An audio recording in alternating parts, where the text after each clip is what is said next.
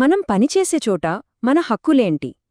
ప్రతి ఒక్కరూ, ముఖ్యంగా భారతదేశంలో పనిచేసే ఉద్యోగులు ఖచ్చితంగా తెలుసుకోవాల్సిన ఒక చట్టముంది.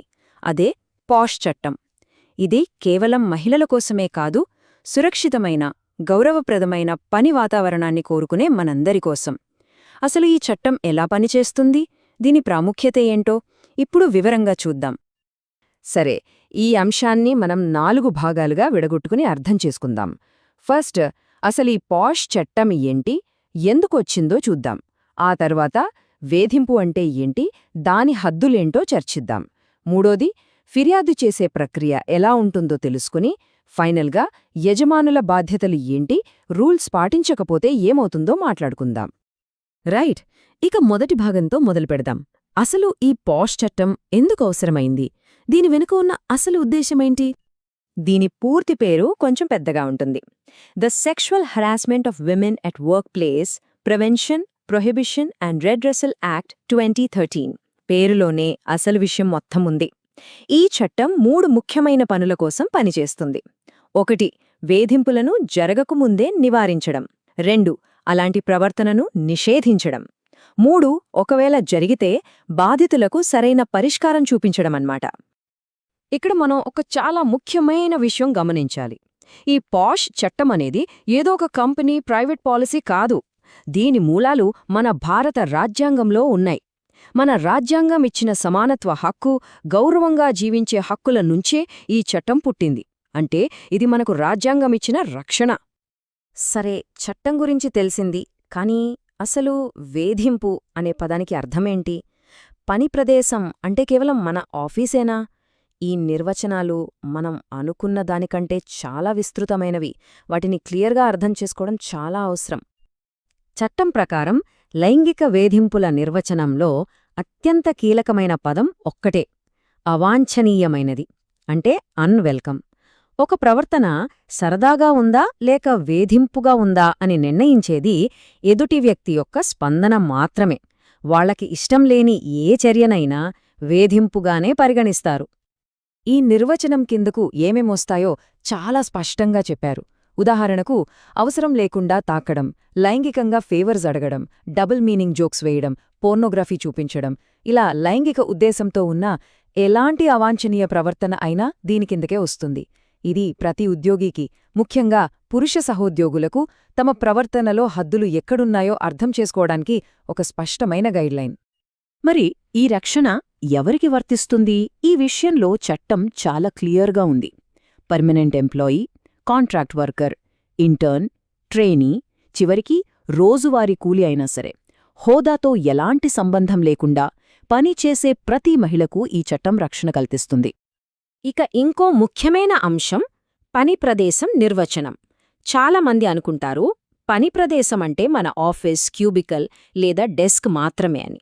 కానీ అది అస్సలు నిజం కాదు. గవర్నమెంట్ ఆఫీసులు, ప్రైవేట్ ఆఫీసులు, హాస్పిటల్స్ ఇవి మాత్రమే కాదు.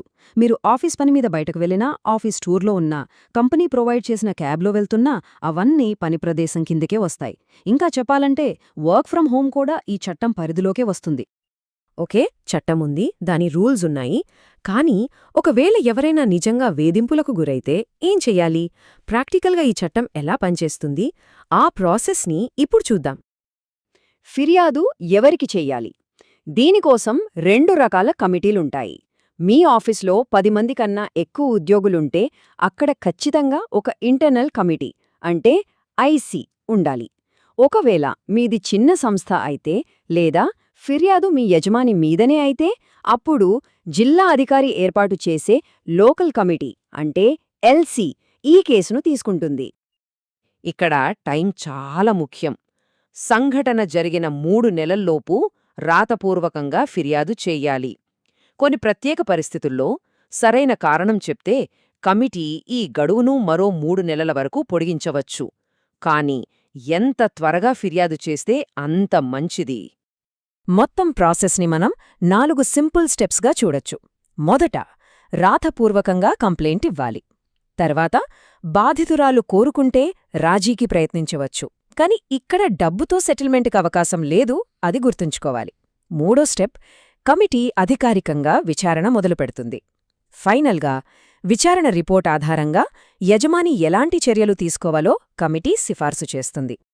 న్యాయం ఆలస్యం కాకూడదనే ఉద్దేశంతో ఈ మొత్తం విచారణా ప్రక్రియను 90 రోజుల్లో అంటే 3 నెలల్లో పూర్తి చెయ్యాలని చట్టం స్పష్టంగా చెబుతోంది. అంటే నెలల తరబడి సాగదీయడానికి వీల్లేదన్నమాట. ఇది చాలా చాలా కీలకమైన అంశం. సెక్షన్ 16 ప్రకారం ఈ ప్రాసెస్ మొత్తం అత్యంత రహస్యంగా జరుగుతుంది.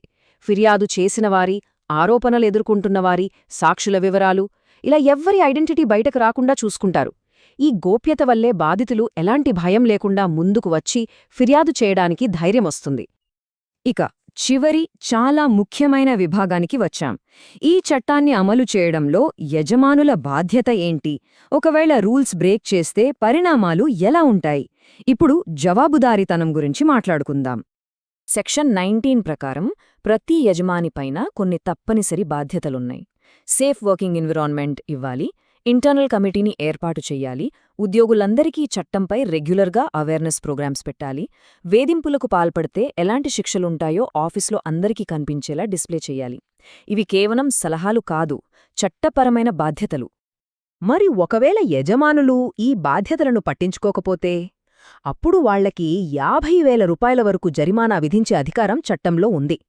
దీని బట్టే అర్థం చేసుకోవచ్చు ఈ చట్టాన్ని ఎంత సీరియస్గా అమలు చేయాలనుకుంటున్నారో. ఇక విచారణలో ఆరోపణలు నిజమని ప్రూవ్ అయితే వేధించిన వ్యక్తి తీవ్రమైన పరిణామాలను ఎదుర్కోవాల్సుంటుంది. రాతపూర్వకంగా క్షమాపణ చెప్పడం దగ్గర్నుంచి జీతంలో కోత, సస్పెన్షన్, చివరికి ఉద్యోగం నుంచి తీసివేయడం వరకు ఏదైనా జరగొచ్చు. అందుకే ప్రతి ఒక్కరూ తమ ప్రవర్తన పట్ల ఎంతో బాధ్యతగా ఉండాలి. సరే, ఇప్పటివరకు బాధితుల వైపు నుంచి చూశాం. కాని చాలామందికి ఒక డౌట్ వస్తుంది. ఒకవేళ ఎవరైనా కావాలనే ఈ చట్టాన్ని దుర్వినియోగం చేసి తప్పుడు ఫిర్యాదులు ఇస్తే పరిస్థితి ఏంటి? చట్టం ఈ విషయంలో చాలా బ్యాలెన్స్డ్గా ఉంది. ఎవరైనా దురుద్దేశంతో తప్పుడు ఫిర్యాదు చేశారని రుజువైతే వాళ్ల మీద కూడా చర్యలు తీసుకునే ప్రొవిజన్స్ ఉన్నాయి. అయితే ఇక్కడొక సూక్ష్మమైన తేడాని గమనించాలి. కేవలం ఆరోపణలను నిరూపించడానికి తగిన సాక్ష్యాలు దొరకనంత మాత్రాన అది తప్పుడు ఫిర్యాదు అయిపోదు. ఆ కంప్లైంట్ వెనుక చెడు ఉద్దేశం ఉందని బలంగా నిరూపించగలిగినప్పుడే చర్యలు తీసుకుంటారు. ఈ వాక్యం పాష్ చట్టం యొక్క సారాంశాన్ని చెబుతుంది. పని ప్రదేశంలో భద్రత, గౌరవం, న్యాయాన్ని నిర్ధారించడం ఇక్కడ అధికారం కంటే నియమాలే ముఖ్యం. అంటే ఒకరి పొజిషన్, పవర్తో సంబంధం లేకుండా చట్టం ముందు అందరూ సమానమే. నియమాలు అందరికీ ఒకేలా వర్తిస్తాయి. చివరగా ఒక సురక్షితమైన ప్రొఫెషనల్ వర్క్ కల్చర్ని నిర్మించడం అనేది కేవలం యజమానిదో లేక మహిళలదో కాదు. ఇది మన అందరి సమిష్టి బాధ్యత. ఈ చట్టం గురించి తెలుసుకోవడం, దాన్ని గౌరవించడం, మన సహోద్యోగుల పట్ల మర్యాదగా ప్రవర్తించడం, ఆరోగ్యకరమైన కార్యాలయానికి ఇవే పునాదిరాళ్ళు.